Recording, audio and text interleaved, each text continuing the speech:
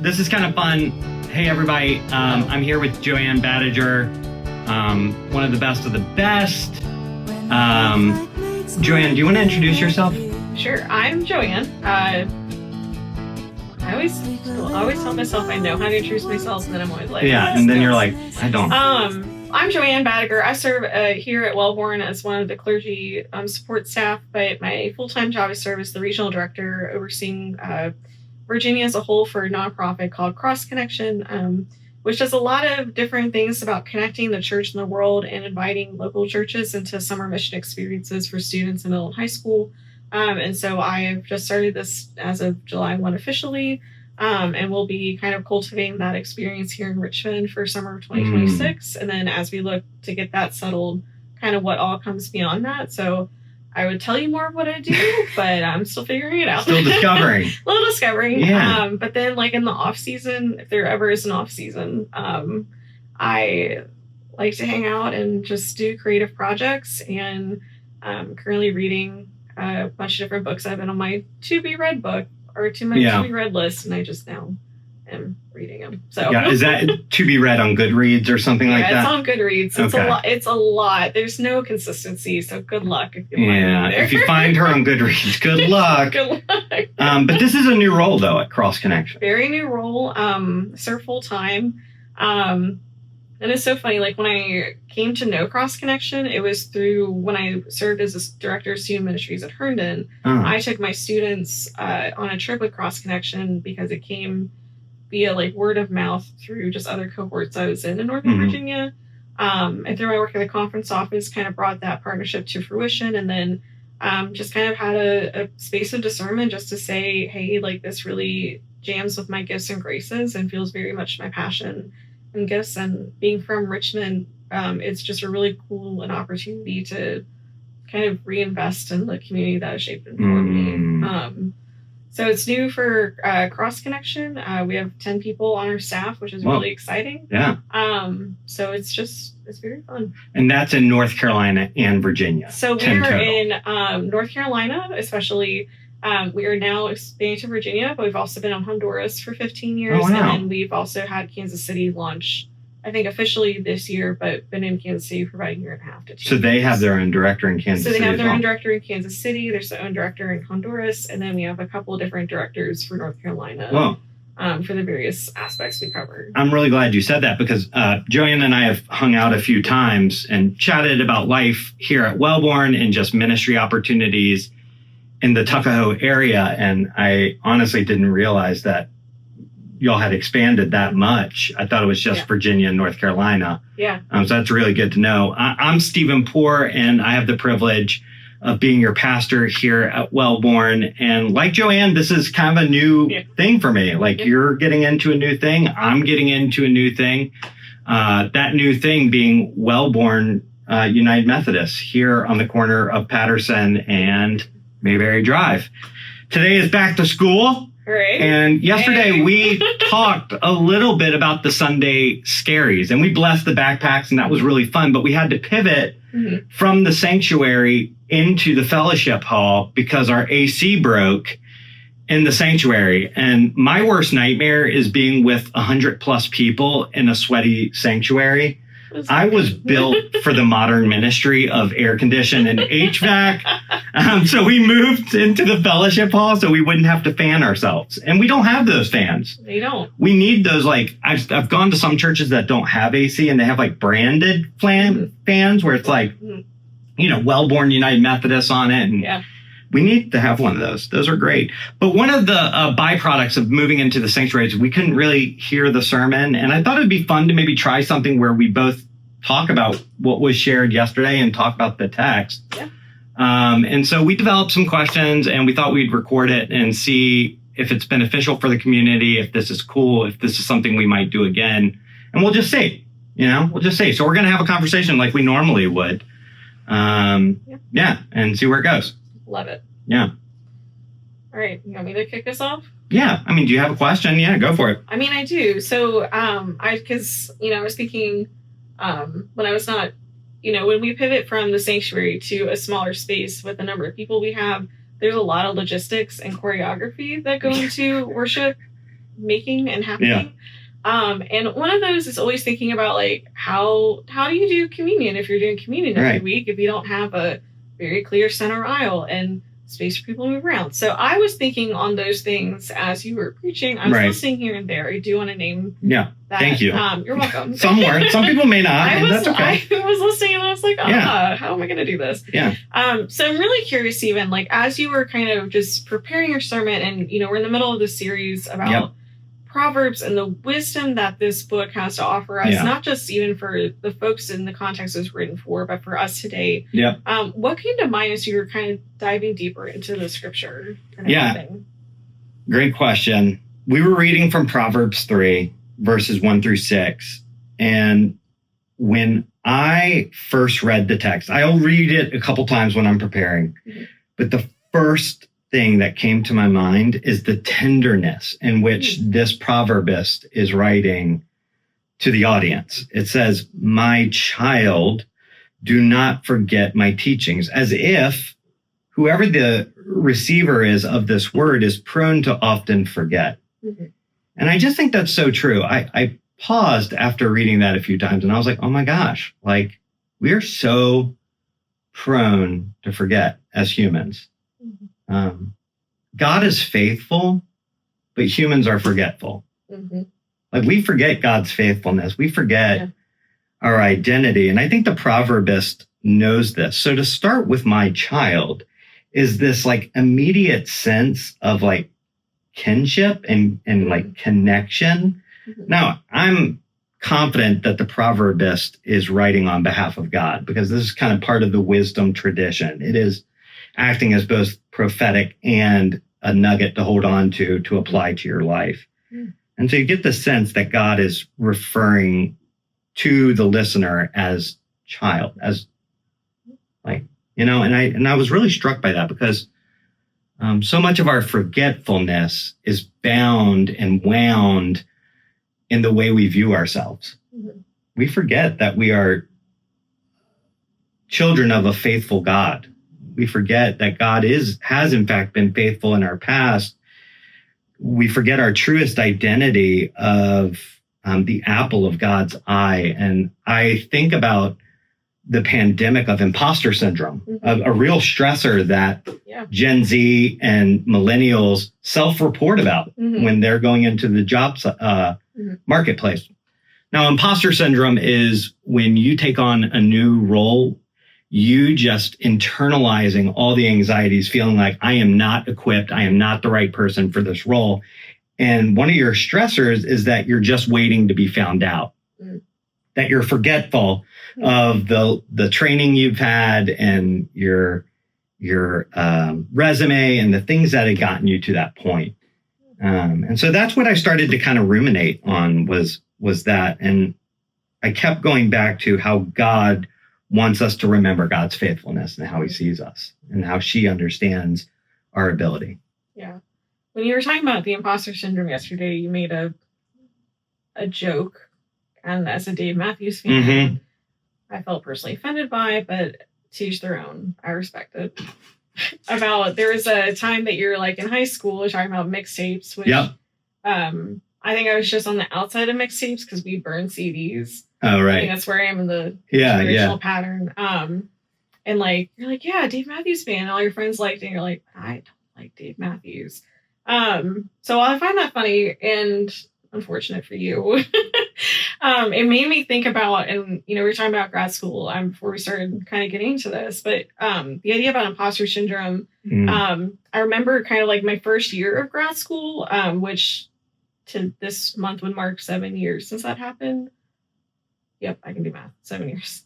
But I was thinking about like kind of that first year experience and what I've had, a lot of friends and other folks who are starting grad school are like, all right, you got any like wisdom or tips? I'm like, please do your reading. Yes. Make time for your assignments. Don't wait till the last minute like I did. I'm usually not a great example of what to do. I'm a good example of what not to do. Make new mistakes. Make new mistakes. Don't repeat mine. Hindsight is always 20/20. That's right. But I kept thinking about like that first year experience and of like walking into what we call the reading. I went to Emory, as you can see. Walking to Rita Ann Rollins, which is the giant building where all the classes are, and we had this lecture hall, it's 252. And I remember I walked in, I think it's Old Testament, like the first or second day of like class. And I walked in and you're just surrounded by all the other first years, which is like 150 people in you. 150 people, potential new friends, all that good stuff from all different walks of life and experiences. And I just remember walking to that room and being like, I am not supposed to be here. And I just remember feeling the intimidation because you and I tell folks this all the time, like you have the people, you have your best and brightest from all these different programs across the country who are now in this in this space together. And everybody's just constantly in this like negotiation of trying to figure out where they stand in the order of things. The pecking order. The pecking order. In this, like, am I in the academic space? Am I in the pastoral space? Am I in the community space? Like, we're just trying to find our footing. And I remember, like, and I can speak more to it now, so being 7 years out of it. But I remember thinking to myself a lot of the time about how imposter syndrome really took away my ability to be fully present in a time when I really needed to be. That I think there were a lot of decisions and choices that I had made, which and I look on this with a space of grace towards myself for not knowing more than what I know now, right? But for saying, man, I really lamented an opportunity to be in community in a different way, or to engage in opportunities differently, because I was just scared. And I think that when we talk about imposter syndrome, part of it is like, yes, we don't ever feel like we're up to the standard, but I think there's that, as we were talking about, that insecurity and the fear of we're going to get found out. And that maybe the narratives my mind is trying to write about myself might actually be true, even though usually 99% of the time they're not. And we're just basing it off of the information we think we have that is often incomplete. So sorry, that was a very long-winded way to say. No, I think that's so good. Like that was just an immediate, when we talk about back to school stuff, I made the joke of I don't have to go to a classroom anymore, which is great. But I often come back to that experience of so good, of how much that just impacted it's so neutral on it, but how much that impacted my ability to be where I could be more faithfully. And it took a lot of unlearning for me to get to that point, to be able to look at that differently. That is totally right, because so much of that experience, and we all experience it in different ways. I mean, even think about our social circles. Like we're all trying to figure out our pecking order, even in social circles, where we stand in the community, where we stand financially to our neighbors, where we stand in the marketplace and our jobs. Like we're always trying to negotiate and figure out where we stand, and we're always trying to move up whatever ladder is before us. And so much of our life is spent like clinging and grasping and so afraid that people will find us out, only to then later realize that finding real life is in the letting go. That like, rather than grasping to these false identities or false selves that often don't bring us a lot of life. It's not until later that we realize that letting go and just being is where real life is found, and that we get to just dwell in the love and in the identity of God, and not have to constantly be negotiating with the world around us, which we're often tempted to do. And then we miss out. Like we miss out on these great opportunities and being authentic, and maybe even more importantly, through our own vulnerability and being honest and saying we don't have it all together, being a healing presence for someone else that might be feeling bad because they don't have it all together, or because they're experiencing something painful. By us just opening up, we act as that healing presence in people. And I think that and I think about, so like when I got to my second year of grad school, like I don't know what has there's so much I could reflect on, and I do reflect on, but like I remember coming into my second year of grad school, which the nice thing about that is now that you know what to expect, it's not as scary. Right. Usually, and then you take harder classes, it gets scary in its own way in a different format. But I just remember there it was either a turning point or like a series of turning points where I had to ask myself, like what, first of all, this is exhausting, just existing in this kind of internal framework. Secondly, having like the people I live with, my roommates will call ourselves the nunnery. It's true. Sounds like a real party group. It was actually a real party group. Oh, okay. So yeah, suspect judgment there. Yeah. But they're three of my friends who I'm still connected with today. That's awesome. Right. And I think there became a point, like, as you're saying, like they opened to me in the same way we opened to each other, like this mutuality of being able to say, hey, like, we're not going to buy into this, whatever, because non-existent, first of all, it's like in a very ambiguous, like, anti-hero, right? Right. But we're just going to be digging in deeply here and we're going to be where we are and let that unfold and shape us.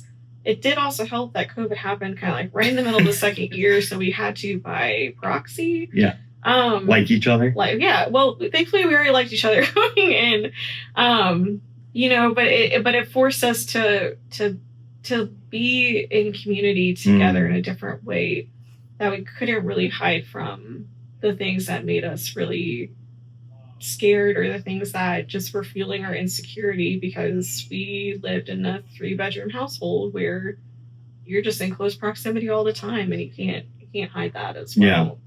And that grew intimacy, like letting down those walls. What I'm hearing is that grew intimacy with your friend group. It did. Yeah. And I think that then allowed us all to then be in better spaces to unlearn some of the things that maybe we had inherited either from our family systems or from just other spaces that were shaped, that then allowed us to come to it differently. Like, I remember, I think I told you this joke of like, there's always, when Emory is like, it's a very academic research institution, and I love that. And that does not sound like my cup of tea. Yeah.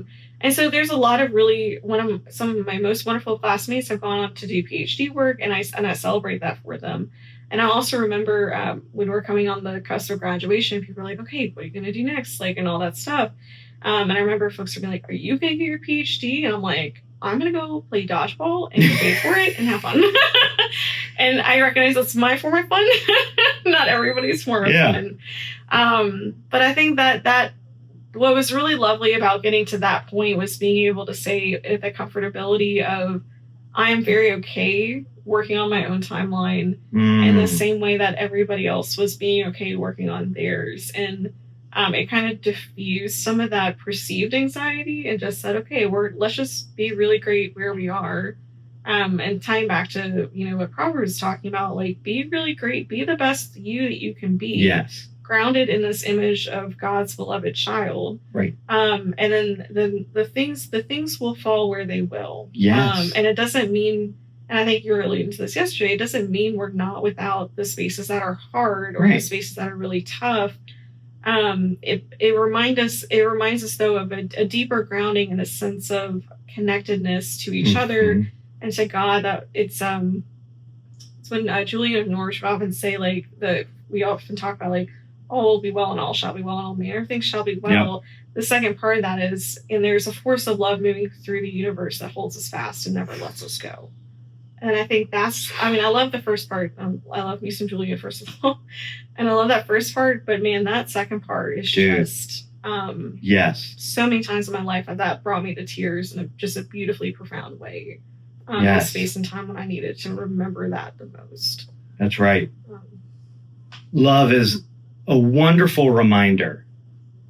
Being able to receive love in our full self and offering our full self in love is a wonderful reminder of all of our invitations. In fact, the proverbist says, do not let loyalty and faithfulness forsake you. Bind them around your neck, write them on the tablets, not of your mind, but on your heart. And like, the thing about love, yes, you can know love, but love is like a different, like, soulful engagement. It's hard to explain. poets for centuries have tried to define love and yet can't find the words. It's because it's something that you don't necessarily always know. It's something that is a driving force beyond. And then the proverb says, so you will find favor and good repute in the sight of God and of people. There's something about being on mission with God when we're able to know our full self as loved and then to be able to offer ourselves as love that puts us in right repute with God and with people. Yeah. And like, I guess at the nunnery, being able to offer that to one another was really guiding the friendship, was really connecting you in this moment where y'all needed one another during COVID. Yeah. And I'll name, like, and to Caitlin, Trisha, and Shelby, who might be watching this, and Janine, like, we can all say, like, yes, love was the undergirding factor, and, like, we're human, right? And so there were many times when we would get into spats, or, like, I'd get annoyed, or, like, and if you want to also just talk about, like, people who are introverted and people who are extroverted, we had, like, the full range of all these personalities in one house, which was super fun. So I think what I love about the being grounded in love and being on mission with God, I think God's also already accounted for our humanness and our stupidity. And if not, I sure hope so. And I think that's just the space of being able to say we're grounded in love. We are not perfect. We're always moving towards perfection, as we call in the Methodist tradition. And so for me, like, it became less of like this is my lifelong goal, but it was my daily choice to operate in that. And I think what I often forget, and I think what I see others often forget, is like we forget that every day that is a choice that we get to make, not that we have to make. I don't think we ever want to love out of obligation, but it's a choice that we get to make to live into that love more fully, and letting it change and transform us as we hope that it will change and transform those that we encounter. So it's very Wesley, right? Like this personal piety of knowing your love and experiencing the love of God, and like knowing that leads to then social holiness is how it's framed. Social holiness is what, not only are we the benefactors of the love, but even beyond that, social holiness is on a journey as well to know their belovedness being lived out through our own knowing. Yeah. And I mentioned yesterday in Matthew 22, when the scribe, now you got to remember, this is a theocratic society. So a scribe is a lawyer. It's somebody who is well-versed in holy scriptures, but was applying it to legal formality. And so a scribe comes to Jesus and is like, well, tell me, what's the greatest commandment? And, you get the sense from the author without missing a beat. Jesus is like, oh yeah, the Shema, you pray it every day. Love God, love the God with all your heart, mind, and soul. And then Jesus is like, and Leviticus, love your neighbor. And then Jesus says, as yourself. And there's something about that interwoven interplay of like being able to love God helps you to love your neighbor, to live out social holiness. And, you're not going to live out social holiness unless you know you're beloved by God as yourself.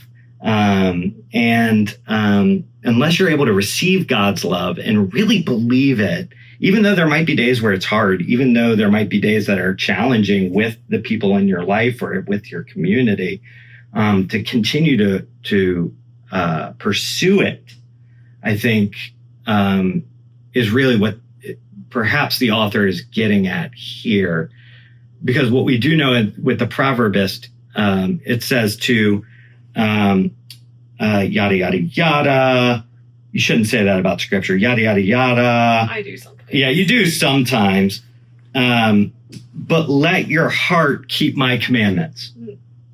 And so without even knowing it, when that scribe asked Jesus, what are the greatest commandments? Jesus is ultimately making a commentary on the rest of Holy Scriptures. The main thing, the chicken sandwich for Chick-fil-A, is that you are loved, that God is love, that you love God, and that you love people, and all of it is interconnected. And I think you illustrated that really well with the nunnery. And your time with with your people that are still your people today. They're still my people, and so many other people have come into that fold. That was just like the That's one example amazing. I thought of when we were talking about imposter syndrome, and I think that's the reminder to me too. So we talked a little bit about like being like the agents of healing, and Right. like that love has that capacity to heal. It reminds me that healing can't ever be done in isolation. We were talking about that. I got a lot of things to say, y'all, but only enough. That's so good. But and I will name like this is not, like I'm building off of people like authors and writers who have shaped and formed me, and the musicians and the poets and the capaciousness of life and humans and the complexity that's beautiful and messy, and it's just so profound. And the reminder that community helps us heal, and this and community's great capacity for healing and for harm. That's right. Because we are human. We're not absolved of our humanness just because we are getting together in community. But I think it reminds me of that is the power of community. That is the beauty of having deep, meaningful relationships with people. That is that it opens us into that space a little bit differently. Yeah. And sometimes that's and I think sometimes that is when God says, yes, love your neighbor as yourself and love God with all that you are, there's a vulnerability to that. And it's like, well, but what if I'm wrong? Right? What if I make a mistake? What if I invest incorrectly? Or what if I'm and I think God reminds us time after time that I don't know, that sometimes that love is worth the risk. Dude. Yes. Again, I'm shaped by more people. It's just part of all. Well, we all are. Like yeah. But I think there is this beautiful space that reminds us that yes, love is vulnerable and love is hard. It is hard to love in communities. It is hard. It is risky and not a but, it's an and. But it is worth it. It is. It is. And it's not without learning too. And sometimes it hurts. Yeah. Sometimes it hurts. Absolutely. Like it hurts to risk. Yeah. Like to give a piece of your heart away, to give a piece away of to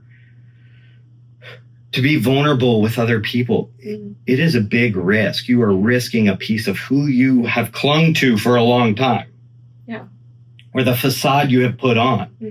And you're trusting someone else with that. Yeah. But through that process of risk, people find healing and people find that the risk is worth it. And hopefully it transforms the world around us. Absolutely. And I think going back to Matthew 22, when the scribe is asking that question, I think the undertone of that question is also, what do I have to risk? What of mine do I have to give in order to do this more fully? Yeah, totally. And as we were talking about, like Jesus says, you know, like I'm not telling you anything new. You know the law. Yeah, and I'm gonna make it maybe a little bit more complete. But that is always, I think, when we exist in a space that looks at love and relationship in a transactional cost benefit. What is my upward mobility? What is this ladder I'm trying to climb to get to where I want to go? Where's my pecking order?